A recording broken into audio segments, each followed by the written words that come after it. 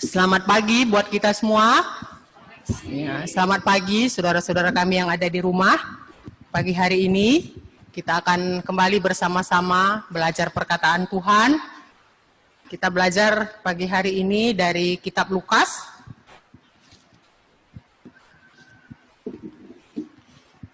Lukas 1 ayat 5 sampai 25.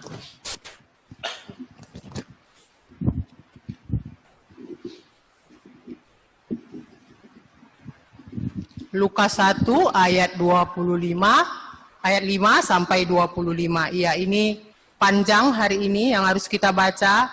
Mari kita baca bergantian Bapak Ibu. Saya akan membaca ayat yang genap, yang ganjil, Bapak Ibu membaca ayat yang genap. Ya, pemberitahuan tentang kelahiran Yohanes Pembaptis. Pada zaman Herodes, Raja Judea, adalah seorang imam yang bernama Zakaria dari rombongan Abia. Istrinya juga berasal dari keturunan Harun, namanya Elisabet. Keduanya adalah benar di hadapan Allah dan hidup menurut segala perintah dan ketetapan Tuhan dengan tidak bercacat. Tetapi mereka tidak mempunyai anak, sebab Elisabet mandul dan keduanya telah lanjut umurnya. Pada suatu kali, waktu tiba giliran rombongannya, Zakaria melakukan tugas keimanan di hadapan Tuhan. Sebab ketika diundi sebagaimana lazimnya untuk menentukan imam yang bertugas, dialah yang ditunjuk untuk masuk ke dalam bait suci dan membakar ukupan di situ. Sementara itu seluruh umat berkumpul di luar dan sembahyang. Waktu itu adalah waktu pembakaran ukupan. Maka tampaklah kepada Zakaria seorang malaikat Tuhan berdiri di sebelah kanan mezbah pembakaran ukupan. Melihat hal itu, ia terkejut dan menjadi takut. Tetapi malaikat itu berkata kepadanya, "Jangan takut, hai Zakaria, sebab doamu telah dikabulkan, dan Elisabet istrimu akan melahirkan seorang anak laki-laki bagimu, dan haruslah engkau menamai dia Yohanes. Engkau akan bersukacita dan bergembira, bahkan banyak orang akan bersukacita atas kelahirannya itu. Sebab ia akan besar di hadapan Tuhan, dan ia tidak akan minum anggur atau minuman keras, dan ia akan penuh dengan Roh Kudus mulai dari rahim ibunya. Ia akan membuat banyak orang Israel berbalik kepada Tuhan Allah mereka. Dan ia akan berjalan mendahului Tuhan dalam roh dan kuasa Elia, untuk membuat hati bapa-bapa berbalik kepada anak-anaknya, dan hati orang-orang durhaka kepada pikiran orang-orang benar. Dan dengan demikian menyiapkan bagi Tuhan suatu umat yang layak baginya." Lalu kata Zakaria kepada malaikat itu, "Bagaimanakah aku tahu bahwa hal itu akan terjadi? Sebab aku sudah tua dan istriku sudah lanjut umurnya." Jawab malaikat itu kepadanya, "Akulah Gabriel yang melayani Allah, dan aku telah diutus untuk berbicara dengan engkau dan untuk menyampaikan kabar baik ini kepadamu. Sesungguhnya engkau akan menjadi bisu dan tidak dapat berkata-kata sampai kepada hari di mana semuanya ini terjadi. Karena engkau tidak percaya akan perkataanku yang akan menyatakan kebenarannya pada waktunya." Sementara itu orang banyak menantikan Zakaria. Mereka menjadi heran bahwa ia begitu lama berada di dalam bait suci. Ketika ia keluar, ia tidak dapat berkata-kata kepada mereka. Dan mengertilah mereka bahwa ia telah melihat suatu penglihatan di dalam bait suci. Lalu ia memberi isyarat kepada mereka, sebab ia tetap bisu. Ketika selesai jangka waktu tugas jabatannya, ia pulang ke rumah. Beberapa lama kemudian Elisabet istrinya mengandung, dan selama 5 bulan ia tidak menampakkan diri, katanya, "Inilah suatu perbuatan Tuhan bagiku, dan sekarang ia berkenan menghapuskan aibku di depan orang." Ya, mari kita sama-sama melihat kertas warta yang ada pada kita. Tema kita pagi hari ini adalah hidup benar dalam pergumulan. Ya, saya akan bacakan pengantarnya buat kita.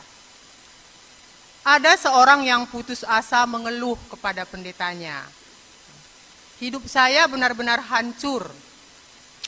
Seberapa parah? Tanya si pendeta. Sambil menutupi kepalanya dengan tangannya, ia meratap. Sangat parah, sehingga satu-satunya milik saya yang masih tertisa hanyalah Allah. Wajah sang pendeta berseri-seri, lalu berkata, dengan senang hati saya meyakinkan Anda bahwa orang yang hanya memiliki Allah memiliki kekuatan yang lebih dari cukup untuk memperoleh kemenangan besar. Ketika Allah adalah satu-satunya yang Anda miliki, Anda telah memiliki segala yang Anda butuhkan. Benarkah demikian? Mari kita belajar lewat firman Tuhan. Ya, kita sudah membaca tadi dari kitab Lukas. Kita masuk kepada pertanyaan pertama. Siapakah Zakaria dan Elisabet? Ya, tadi sudah kita baca ya, mulai dari ayat 5 tadi dikatakan bahwa Zakaria dan Elisabet itu adalah keturunan Harun. Ya, jadi Zakaria adalah seorang imam. Karena seluruh anak laki-laki dalam keturunan Harun itu otomatis menjadi imam di tengah-tengah orang Israel. Dan Elisabet juga adalah keturunan Harun. Jadi dalam pernikahan mereka, ya, mereka adalah sama-sama keturunan Harun. Ya, Zakaria mengambil Elisabet yang adalah juga keturunan Harun. Dan tadi dikatakan bahwa mereka hidup pada zaman Herodes, Raja Judea. Ya, jadi keadaan pada saat Zakaria dan Elisabet hidup adalah saat di mana orang Israel itu hidup di bawah penjajahan Romawi. Sehingga tadi dikatakan yang menjadi raja tadi bukan lagi orang Israel. Ya, kita ingat ya firman Tuhan bahwa apa janji Tuhan kepada orang Israel, ya, bahwa yang memerintah di tengah-tengah orang Israel adalah keturunan Yehuda, itu tidak akan pernah lepas sampai akhirnya datang Mesias. Tapi kita lihat hari ini yang kita baca tadi, Tuhan mengizinkan pada saat itu untuk sementara orang Israel itu di tengah-tengah orang Israel rajanya bukan orang Israel, yaitu tadi Herodes. Ya, kita tahu bahwa kitab Lukas adalah kitab yang sedemikian teliti, ya, mencatat tentang bagaimana Injil, kan gitu ya. Kalau kita baca nanti sempat di rumah mulai ayat 1 sampai ayat 4 di atas, bagaimana Lukas menceritakan ya, bagaimana dia sungguh-sungguh ya meneliti, kan gitu ya, lalu mencatat seluruhnya secara teratur. Sehingga hari ini apa yang kita baca itu tentang bagaimana kelahiran Yohanes ini tidak dicatat pada Injil lain. Sehingga kita bersyukur ya, masing-masing Injil ini saling melengkapi sehingga membuat kita semakin mengerti gitu ya tentang bagaimana awalnya Yohanes Pembaptis ini. Ya, kita lanjutkan. Siapakah Zakaria dan Elisabet? Ya. Tadi dicatat di sini di ayat 6 bahwa keduanya adalah benar di hadapan Allah dan hidup menurut segala perintah dan ketetapan Tuhan dengan tidak bercacat. Ya. Jadi Lukas mencatat sedemikian kehidupan Zakaria dan Elisabet. Dia hidup benar di hadapan Allah, melaksanakan perintah Tuhan dengan tidak bercacat hingga masa tuanya. Jadi ketika ini dicatatkan ini Zakaria dan Elisabet sudah tua. Sedemikianlah mereka menjaga hidupnya benar di hadapan Allah. Jadi kalau kita lihat di sini bukan berarti mereka itu nggak berdosa gitu ya. Kita lihat tadi di sini bahwa bagaimana dia melakukan apa yang Tuhan katakan itu dengan tidak bercacat. Jadi mereka memiliki kehidupan yang saleh. Siapa lagi yang saleh yang pernah kita ingat dicatat di Alkitab? Nuh ya, ada Nuh. Siapa lagi? Ya, Ayub, ya, Simeon. Tuhan mencatat mereka memang hidupnya saleh sama seperti Zakaria dan Elisabet ini tadi. Lalu siapa lagi Zakaria dan Elisabet?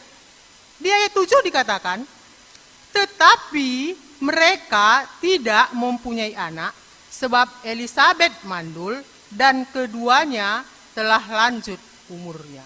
Ya. Saya senang bahwa Alkitab mencatat dengan jujur. bahwa seorang Zakaria dan Elisabet yang hidupnya saleh itu punya tetapi dalam hidupnya. Ya. Artinya kalau punya tetapi itu kan sesuatu yang tidak mereka inginkan atau keadaan yang berbeda dari seharusnya. Sehingga muncul kata tetapi. Zakaria dan Elisabet punya tetapi dalam hidupnya. Tetapi yang seperti apa? Tidak memiliki anak hingga masa tuanya. Elisabet mandul. Ya. Alkitab dengan jelas mencatat dan dengan jujur menyatakan hal itu. Bapak Ibu, budaya pada saat itu ketika sebuah keluarga tidak memiliki seorang anak, itu punya stigma yang sangat buruk. Ya, beda dengan budaya kita hari ini. Ya. Keluarga yang sedemikian itu dianggap rendah. Mereka menganggap orang yang seperti itu pasti punya dosa di hadapan Allah. Ya, jadi kita bisa bayangkan beban, pandangan orang terhadap hidupnya Zakaria dan Elisabet. Itu bukan sesuatu yang mudah, bukan? Ya, beda dengan hari ini, ketika ada sebuah keluarga yang belum Tuhan berikan seorang anak. Ya. Tapi tadi Alkitab mencatat bagaimana hidupnya. Mereka bertahan untuk hidup benar. Mereka melakukan perintah Tuhan dengan tidak bercacat. Zakaria setia melayani Tuhan hingga masa tuanya di dalam bait Allah. Ya, tadi dikatakan bahwa Zakaria itu adalah rombongan Abia. Ya, jadi Bapak Ibu kalau nanti kita belajar dari kitab Tawarik, ya, di situ ditulis 1 Tawarik 24 diceritakan bagaimana ketika Raja Daud memerintah di tengah-tengah orang Israel, itu rombongan imam keturunan Harun itu kan sudah banyak gitu ya. Itu dibagi dalam 24 rombongan. Salah satu rombongannya namanya rombongan Abia. Jadi 24 rombongan ini diberikan tugas melayani di bait suci bergiliran. Satu rombongan dia melayani selama setahun itu ada 2 periode. Satu periode selama 1 minggu. Jadi satu rombongan itu akan diberikan tugas melayani di bait suci selama 2 minggu, selama 1 tahun. Dan tadi kita lihat ya, bagaimana Zakaria hingga masa tuanya setia melayani di bait suci. Meskipun pada saat itu ya, hidupnya, keadaannya seperti yang sudah kita ceritakan tadi. Bukan keadaan yang mudah.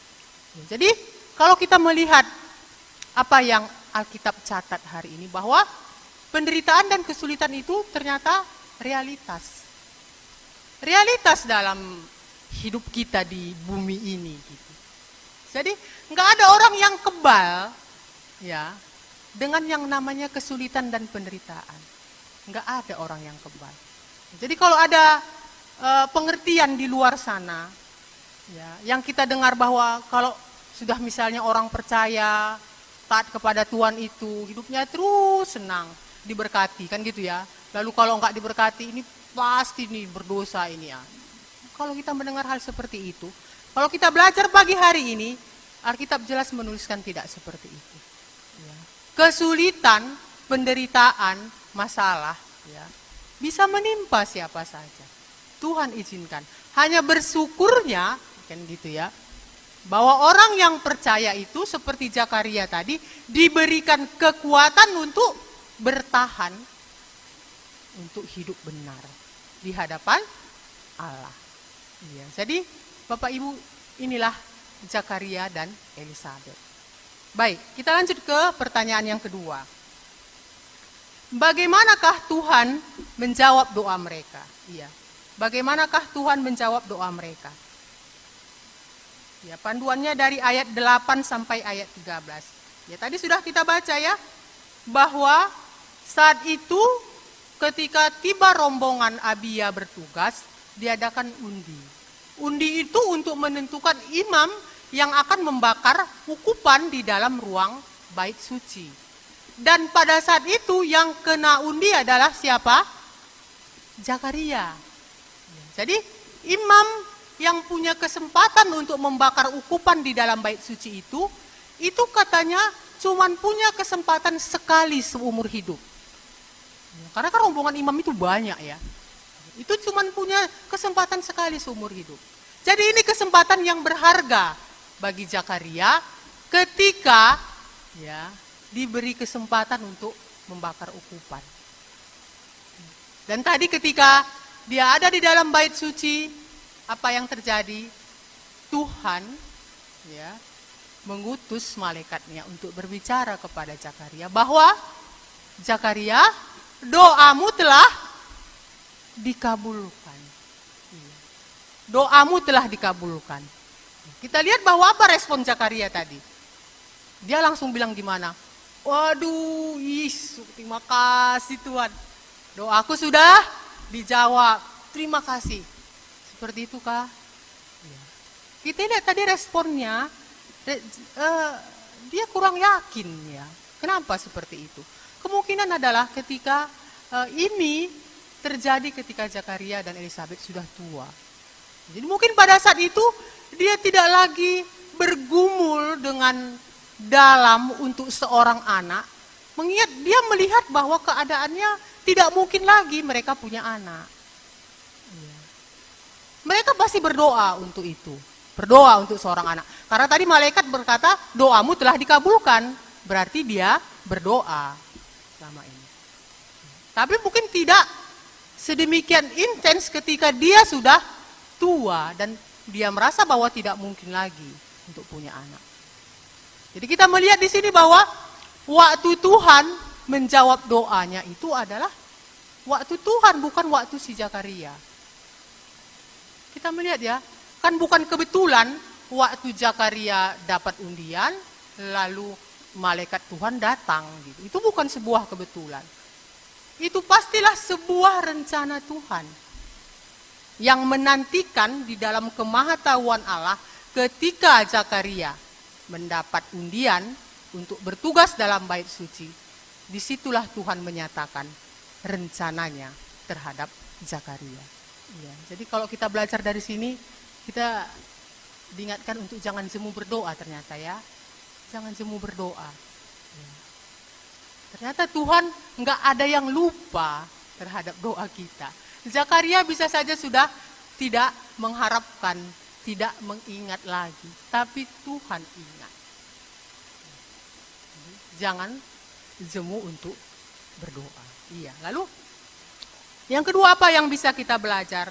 Ya, bagaimana Tuhan menjawab doa mereka adalah bahwa ketika saya merenungkan cerita ini, Tuhan menjawab doa mereka.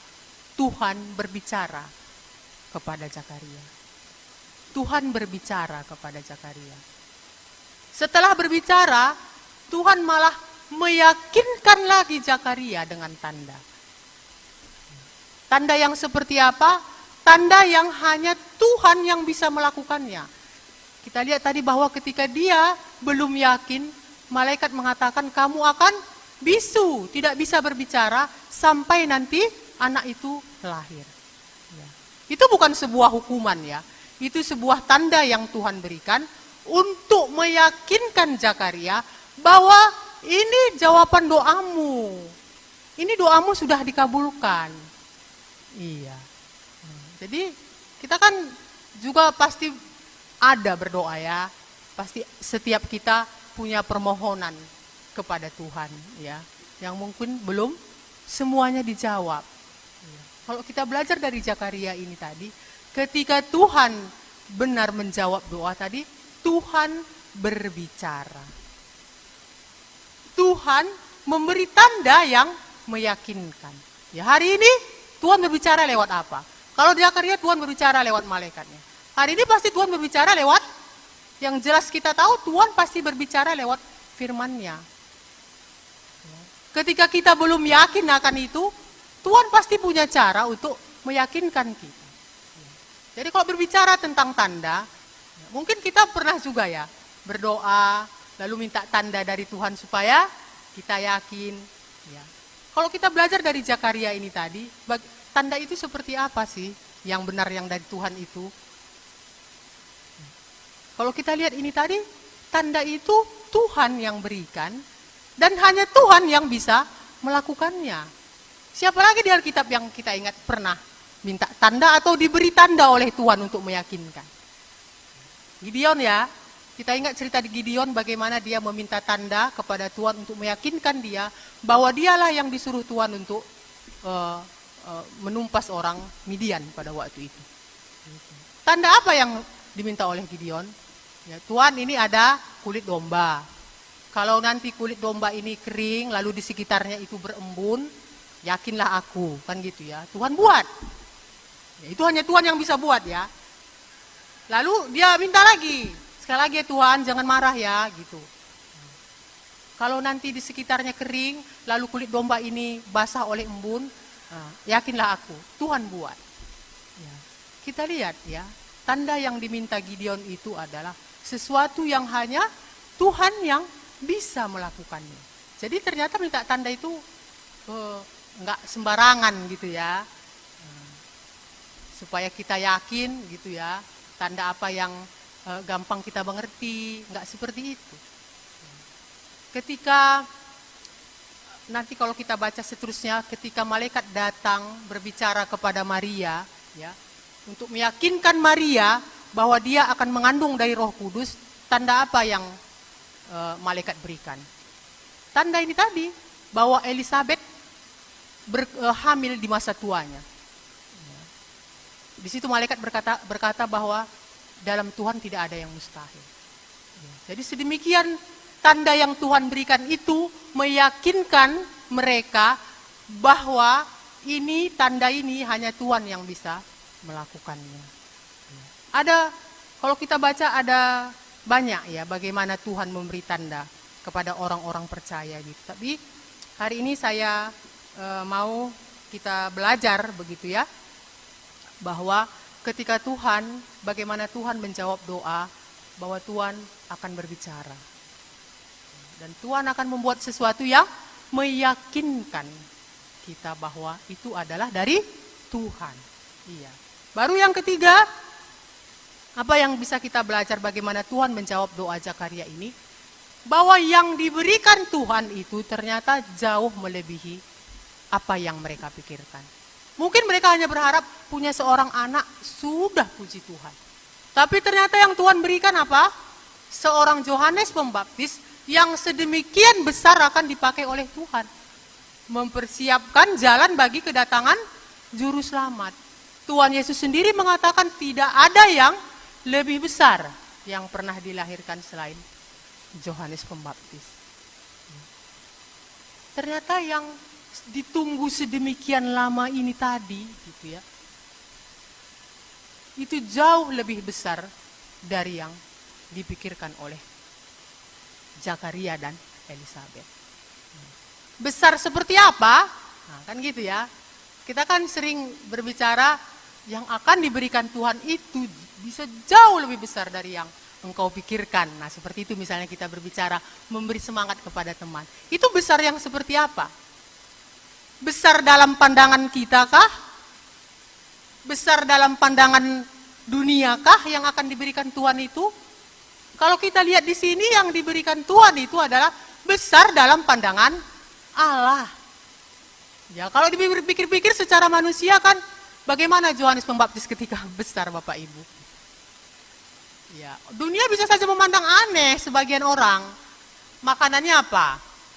Madu hutan, belalang, tinggal di gurun, bajunya kulit domba, khotbahnya di gurun-gurun, bukan di bait suci di tempat yang ya bagus gitu ya. Nah, itu bisa saja sebagian orang itu nggak memandang itu besar, memandang itu aneh. Aduh, udah tua gitu ya, dapat anak kok. Nah, seperti itu. Tapi tadi itu besar adalah artinya besar dalam pandangan Allah.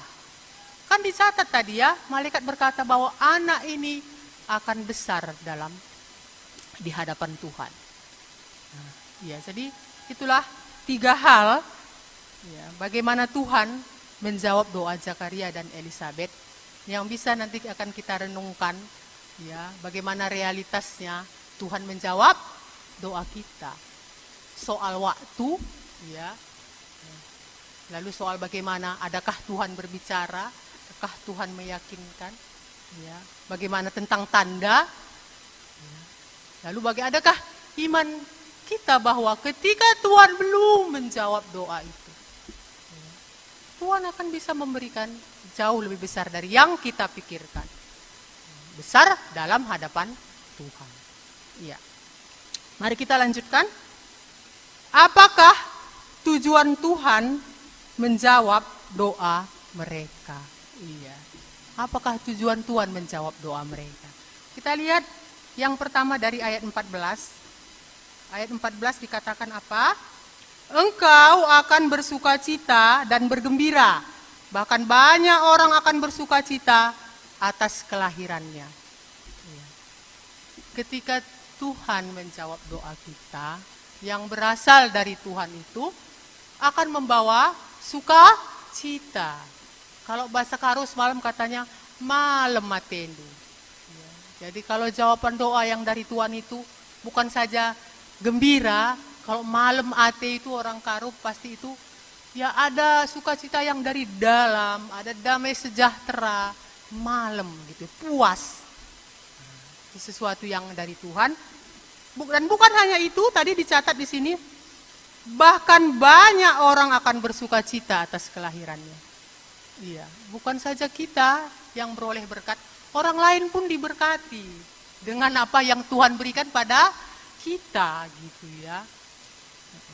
Jadi kalau sesuatu yang kita klaim berasal daripada Tuhan, tapi ternyata bagi orang lain pun itu tidak menjadi berkat, kira-kira gimana ya?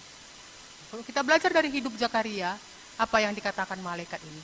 Yang Tuhan berikan ini mendatangkan sukacita baginya dan bagi orang lain, menjadi berkat bagi orang lain. Ya, kita tahu kelahiran Yohanes Pembaptis ini, ya ketika dia lahir, kalau kita baca nanti seterusnya, orang-orang memang melihat betapa Tuhan besar, gitu ya. Siapakah anak ini? Betapa Tuhan menyertainya. Jadi apakah dia nanti?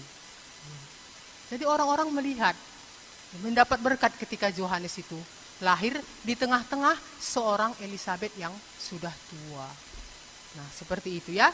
Lalu yang kedua, yang bisa saya renungkan, apakah yang menjadi tujuan Tuhan menjawab doa mereka adalah ayat 15. Kita lihat ayat 15. Sebab ia akan besar di hadapan Tuhan dan ia tidak akan minum anggur atau minuman keras dan ia akan penuh dengan Roh Kudus mulai dari rahim ibunya. Iya, kata ia akan besar di hadapan Tuhan. Mungkin untuk sebuah keluarga, ya, ketika kami merenungkan bersama-sama firman ini, kata ini menjadi berkat bagi kami ya, bahwa ketika dikatakan ia akan besar di hadapan Tuhan. Seorang anak yang diberikan di tengah-tengah hidup Zakaria. Tujuan Tuhan adalah supaya anak ini besar di hadapan Tuhan. Ya. Jadi kalau kami memikirkan kepada kami gitu ya, keluarga, dan mungkin kita semua yang sudah berkeluarga ya, ya, adakah tujuanku sama dengan tujuan Tuhan ya? Punya anak supaya anak itu besar di hadapan Tuhan. Ya. Ini apakah selama ini yang dilakukan supaya anak ini besar di hadapan manusia? Ya. Ada harapan, ya, ada yang dilakukan supaya dia sampai kepada pertobatan, ya. Tapi setelah bertobat, apa yang akan orang tua lakukan? Apakah anak ini akan didorong untuk menjadi besar di hadapan Allah? Tidak sebatas sampai dia bertobat dan menerima keselamatan. Gitu ya. Tadi di sini dikatakan bahwa malaikat itu berkata, anak ini akan besar di hadapan Allah. Ya. Kami sendiri, ya Samuel kan masih kecil ya. Saya membayangkan kalau dia sudah besar kan gitu ya. Lalu Tuhan mengizinkan itu tidak ada besar di hadapan manusia. Misalnya saja dia sendiri gitu ya. Lalu Tuhan belum mengizinkan dia menikah misalnya nanti besar nanti. Dia sendiri gitu ya. Bagaimana? Apakah aku mendorong dia ya, yang utama adalah untuk menikah atau mendorong dia, anakku, Yang penting hidupmu besar di hadapan Tuhan. Gitu. Jadi ini benar-benar sebuah bagi saya pribadi, Tuhan berbicara, mengingatkan bagaimana anakmu gitu. Kalau ini tadi Zakaria dan Elizabeth ini tadi, ya mereka mengerjakan apa yang Tuhan katakan itu. Kita lihat ya, bagaimana mereka membesarkan Yohanes itu jadi seperti yang Tuhan suruh. Kalau enggak kan susah ya, mereka di masa tuanya itu punya anak. Itu enggak gampang merawat anak di masa tua. Lalu ada pula tadi pantangannya. Apa tadi kata Tuhan?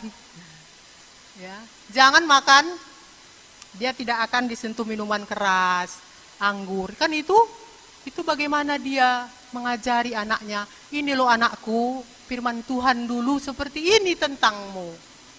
Ya. Sementara budaya pada saat itu kan minum anggur itu biasa. Itu sebuah gambaran sukacita, kan seperti itu ya sering kita belajar.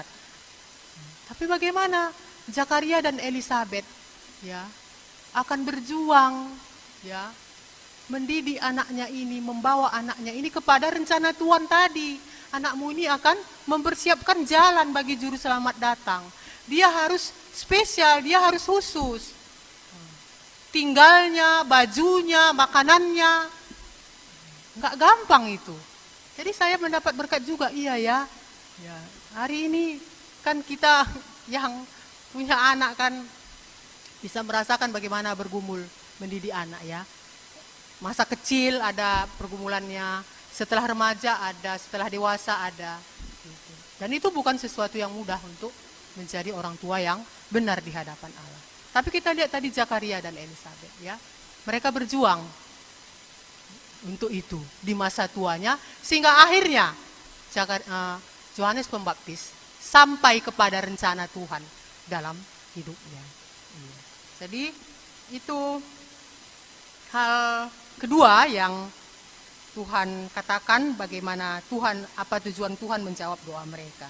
Iya, jadi ini ada saya tulis yang ketiga dan yang keempat, tadi sudah saya singgung ya, bahwa Zakaria dan Elizabeth itu ketika diberikan berkat bukan menjadi santai ternyata. Ya, berkat itu membuat mereka terus harus berjuang, bertahan, melakukan apa yang Tuhan katakan. Agar rencana Tuhan sampai, baik dalam hidup Zakaria, baik dalam hidup anaknya. Siapa sangka gitu ya, seorang Zakaria dan Elizabeth yang tua itu, ternyata Tuhan punya rencana yang besar dalam rencana penyelamatan dunia gitu ya, manusia. Jadi bukankah kita ini pun seperti itu? Tuhan pasti punya rencana untuk kita masing-masing. Ketika Tuhan belum menjawab doa sekalipun, ya, Tuhan punya rencana untuk itu. Rencana yang mungkin jauh lebih besar dari yang kita pikirkan. Besar dalam hadapan Tuhan. Iya, jadi Bapak Ibu itu beberapa hal yang bisa kita renungkan dari cerita Zakaria dan Elizabeth ya. Lalu kita masuk ke aplikasi. Ketika masalah dan situasi sulit datang, apakah sebenarnya yang paling kita butuhkan? Ya. Contohnya kalau sekarang masalah besar kan corona. Jadi yang paling kita butuhkan apa? Corona pergi gitu ya. Ya, kalau ada lucu-lucu di media sosial disuruh pulang ke kampungnya gitu ya. Aduh corona sana pulang ke kampung, kami udah capek sini. Ya mungkin itu yang selalu kita doakan. Bagaimana supaya vaksin untuk virus itu cepat didapat. Bagaimana supaya pemerintah diberikan hikmat menangani. Ya. Itu sesuatu yang tidak salah untuk didoakan. Tapi pernahkah kita renungkan? Bukan hanya masalah corona, masalah kita pribadi lepas pribadi. Ya, setiap kesulitan datang, sebenarnya apanya yang paling kubutuhkan? Kalau kita belajar dari Zakaria dan Elizabeth ini tadi, apa yang Tuhan berikan kepadanya ketika situasi sulit dalam hidupnya?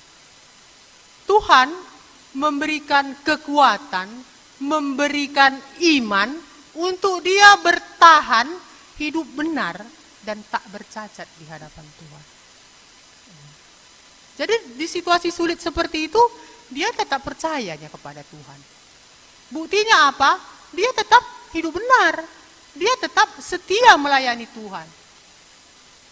Kalau tadi dia gugur imannya kan, udah gini aku rajinnya, untuk anak aja, satu aja pun Tuhan gak kasih. Itu kan gak seperti yang kita baca hari ini, kehidupan Zakaria dan Elisabet. Tapi gak seperti itu. Jadi saya merenungkan gitu, apanya yang paling kubutuhkan? Ya, aku pribadilah dulu kan gitu ya. Apanya yang paling kubutuhkan waktu kesulitan datang? Apakah Tuhan langsung menjawab doa seperti yang aku harapkan? Ya. Ketika saya merenungkan apa yang saya alami, ya, mungkin saya sudah sering ceritakan, bahwa sakit ini tidak ada jawabannya dari dunia gitu, dari medis lah misalnya, berani menjamin ini bisa sembuh gitu ya. Medis ada, dalam teori medis ada dikatakan sih setelah 5 tahun dia bebas. Nah 5 tahun ke atas itu udah lebih longgar ya, itu sudah lebih ada harapan. Nah seperti itulah ya gitu. Tapi tidak ada jaminan yang pasti dalam hal seperti itu gitu ya. Apanya yang paling kubutuhkan? Saya merenungkannya gitu. Dan belajar juga dari Zakaria dan Elisabet ini. Ternyata yang dibutuhkan itu adalah iman.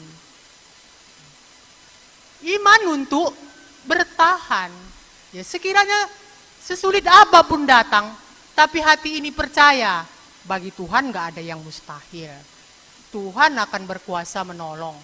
Bukankah kita akan bisa melewati segala pergumulan itu kan? Karena tadi dikatakan bahwa penderitaan dan kesulitan itu realitas hidup. Enggak ada orang yang kebal dari semuanya itu.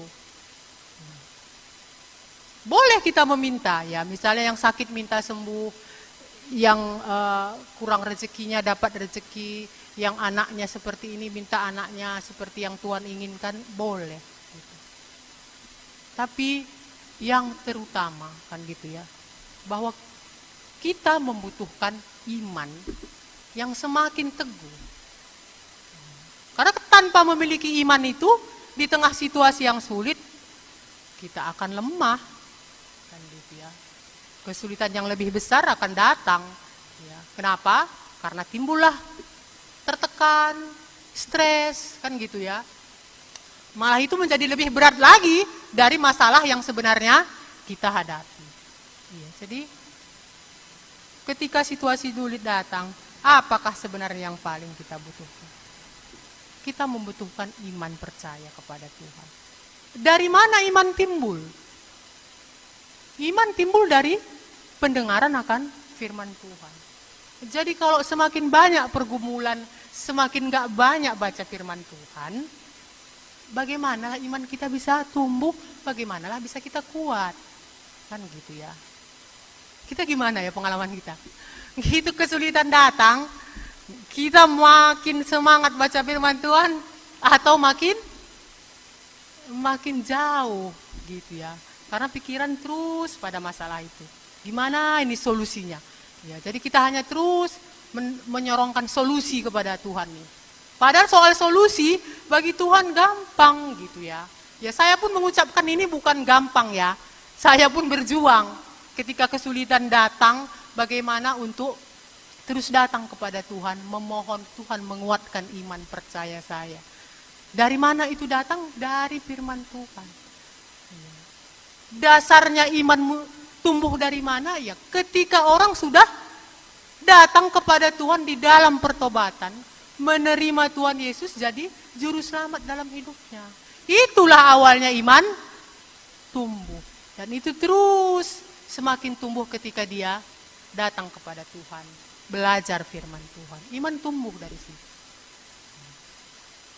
Karena tadi kan seperti Zakaria dan Elisabet itu kan Tuhan berbicara kepada mereka ya, sehingga mereka kuat.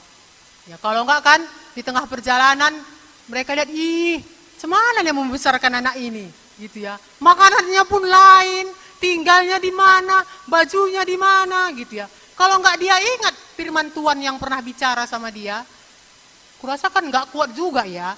Karena Zakaria dan Elisabet udah tua gitu ya. Coba ini kan Bapak Andre, Mama Andre kan diberikan Tuhan anak di usia yang enggak muda lagi. Datang Andre masa-masanya sekarang susah makan itu. Gitu ya. Kan gitu. Kalau nggak mereka ingat bahwa ini dulu Tuhan yang beri, ya kadang-kadang kan cubit juga ya si Andre ini kan gitu ya. Iya Bang ya. Agak dicubit juga, agak kuat juga suara kan gitu ya. Ya karena Bang ini kalau marah kuat loh suaranya. Gitu. Kuat juga ya suara gitu. Jadi sama seperti Zakaria dan Elisabeth ya. Kalau dia nggak mendengar Tuhan berbicara, bagaimana dia akan kuat? Nah seperti itu juga hari ini. Kita mendengar Tuhan berbicara ketika kita sudah punya hubungan dengan Tuhan. Kan Tuhan katakan dalam Yesaya itu, Tuhan itu, tangan Tuhan tidak kurang panjang untuk menyelamatkan. Pendengarannya tidak kurang tajam untuk mendengar. Tapi yang memisahkan kamu dengan Allahmu adalah segala kejahatanmu. Yang membuat Tuhan tidak mendengar engkau adalah segala dosamu. Ya, jadi tahap awal tentu itu dulu yang harus kita selesaikan secara pribadi di hadapan Tuhan. Sehingga ketika kita sudah punya hubungan pribadi dengan Tuhan, Tuhan pasti akan berbicara. Dan lewat apa yang dia katakan itulah kita boleh kuat, kita boleh teguh dan punya iman di dalam menjalani kesulitan. Dan gitu ya. Sama seperti Zakaria, mereka bertahan hidup benar oleh karena Tuhan menganugerahkan iman itu kepada mereka. Iya. Lalu yang kedua, dalam hal apakah kita masih sulit untuk mempercayai Tuhan sepenuhnya? Iya, Bapak Ibu mungkin ini bisa kita renungkan masing-masing ya. Mungkin tidak dalam semua hal kita sulit untuk percaya. Tapi ada hal-hal tertentu di mana kita sulit menyerahkan penuh kepada Tuhan. Ya. Kalau sebagai orang tua, ya, soal anak pasti sesuatu yang sangat penting, menjadi pergumulan dalam hidup di tengah-tengah keluarga. Gitu, ya. Bisa saja dalam hal itu. Sebagai seorang pemuda, ya, dalam hal apa kita sulit mempercayai Tuhan sepenuhnya? Sebagai mahasiswa, kan gitu ya. Dalam hal apa? Kita belajar dari Zakaria dan Elisabeth tadi. Tuhan dalam hubungannya yang dekat dengan Tuhan itu, Tuhan menganugerahkan dia iman, sehingga dia boleh bertahan hidup benar di hadapan Tuhan. Sehingga dia tetap bisa mempercayai Tuhan. Gitu. Walaupun ketika malaikat itu datang tadi, dia memang belum yakin sepenuhnya karena dia melihat kepada dirinya yang sudah tua. Tapi Tuhan kan gak marah ya. Tuhan melihat, Tuhan menerima situasi Zakaria itu sehingga Tuhan memberikan tanda yang sungguh-sungguh akhirnya meyakinkan Zakaria bahwa ini adalah jawaban doanya. Bapak Ibu, ini yang bisa kita belajar pagi hari ini dari kisah hidup Zakaria dan Elisabeth. Ya, kita lihat ayat hafalan yang ada di bawah. Mari kita baca bersama-sama dari Ibrani 10 ayat 38. Ya, mari kita baca bersama-sama 1, 2 ya. Tetapi orangku yang benar akan hidup oleh iman, dan apabila ia mengundurkan diri, maka aku tidak berkenan kepadanya. Mari kita berdoa.